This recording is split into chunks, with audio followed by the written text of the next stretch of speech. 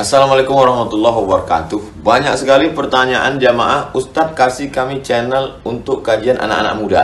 Di antara anak muda berasal dari Aceh, luar biasa, channelnya Maulizul Akbar Nak.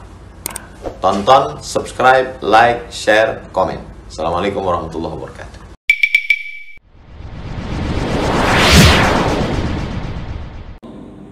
Orang di akhir zaman menjual agamanya demi dunianya, demi bisa kerja. Fitnah itu demi bisa kerja, disuruh apapun dia lakukan.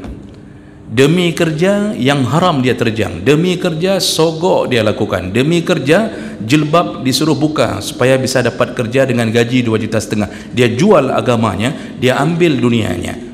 Begitulah fitnah. Dan yang terakhir yang mau saya katakan, hati-hati fitnah untuk besok pagi, Bapak Ibu yang Allah muliakan.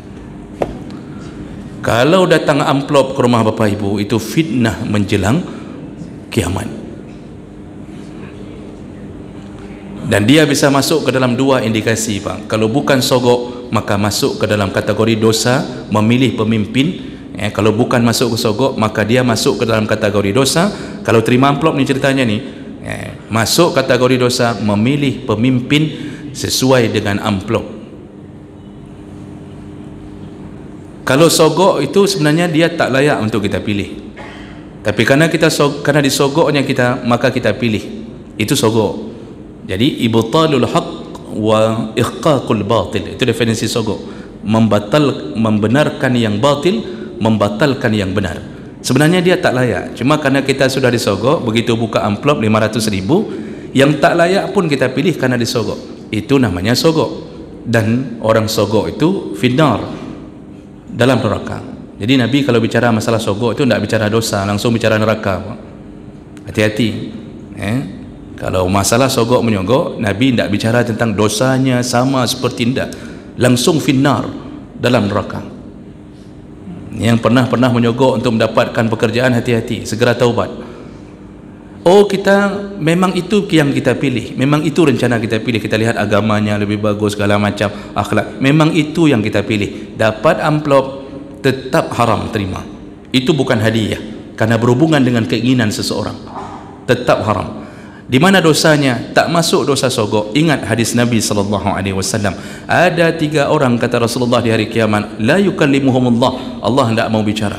Lalu Allah, wala yuzakkihim, Allah tak sucikan mereka. Wala yanduru ilaihim, Allah tak mau lihat mereka.